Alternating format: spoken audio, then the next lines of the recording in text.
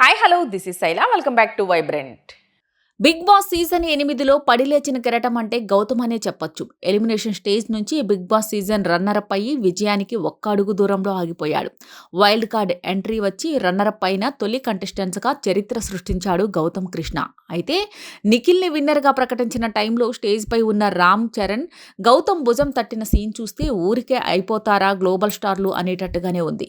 గెలిచిన వాళ్ళని ఎవరైనా అభినందిస్తారు, కానీ గెలుపు ముంగిట ఆగిపోయిన వాళ్ళ భుజం తట్టడం అనేది అందరికీ సాధ్యం కాదు. పైగా విన్నింగ్ మూమెంట్లో అలాంటిది తట్టదు కూడా. అయితే బిగ్ బాస్ స్టేజ్ పైన ఉన్న రామ్ చరణ్ సమయస్ఫూర్తిగా వ్యవహరించి నాగార్జున బిగ్ బాస్ విన్నర్గా నిఖిల్ చేయిని పైకి లేపగానే రామ్ చరణ్ వెళ్లి గెలుపు ముంగిట ఒక్క అడుగు దూరంలో ఆగిపోయిన గౌతమ్ని బాధపడొద్దని వెన్ను తట్టి ప్రోత్సహించాడు. అనంతరం గౌతమ్ మాట్లాడుతూ, నాకు ఓటేసి ఒక్కొక్కరు ఇంతవరకు తీసుకుని వచ్చిన ప్రతి ఒక్కరికి థ్యాంక్స్. అమ్మా నాన్న ఏం బాధపడద్దు, నేనేం బాధపడటం లేదు.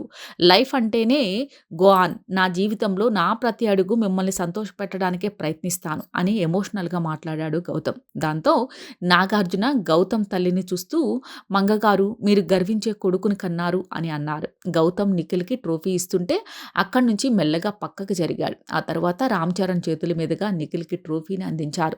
నాగార్జున 55 లక్షల ప్రైజ్ మనీని నిఖిల్కి అందించారు. కారు కీస్ కూడా స్టేజ్ పైనే ఇచ్చారు. అప్పటి వరకు గౌతమ్ కూడా స్టేజ్ పైనే ఉన్నారు. అయితే నిఖిల్ గెలిచిన తర్వాత అటు గౌతమ్ని కానీ ఇటు నిఖిల్ కానీ మాట్లాడుకున్నట్టుగా కానీ ఒక్కొక్కరిని అభినందించుకున్నట్టుగా కానీ అయితే కనిపించలేదు. గెలిచిన ఆనందంలో నిఖిల్ ఉన్నాడు, ఓడిన బాధలో గౌతమ్ ఉన్నాడు. కానీ ఈ ఇద్దరు స్టేజ్ పైనే మాట్లాడుకుని ఉంటే చూడముచ్చటగా ఉండేది. అయితే ఎండింగ్లో లేపేశారో లేదంటే నిజంగానే వాళ్ళిద్దరూ గెలిచిన తర్వాత పలకరించుకోలేదో కానీ ఆ సీన్ అయితే మిస్ అయింది. మొత్తానికి అటు నిఖిల్ ఇటు గౌతమ్ ఇద్దరే 15 వారాల పాటు హౌస్లో ఉండి నిఖిల్ గెలుపు కోసం పోరాడితే వైల్డ్ కార్డ్ ద్వారా వచ్చి ఎప్పుడొచ్చామన్నది కాదయ్యా, బుల్లెట్ దిగిందా లేదా అన్నదే ముఖ్యం అనేటట్టుగా వైల్డ్ కార్డ్ ద్వారా వైల్డ్ ఫైడ్ అనిపించాడు గౌతమ్.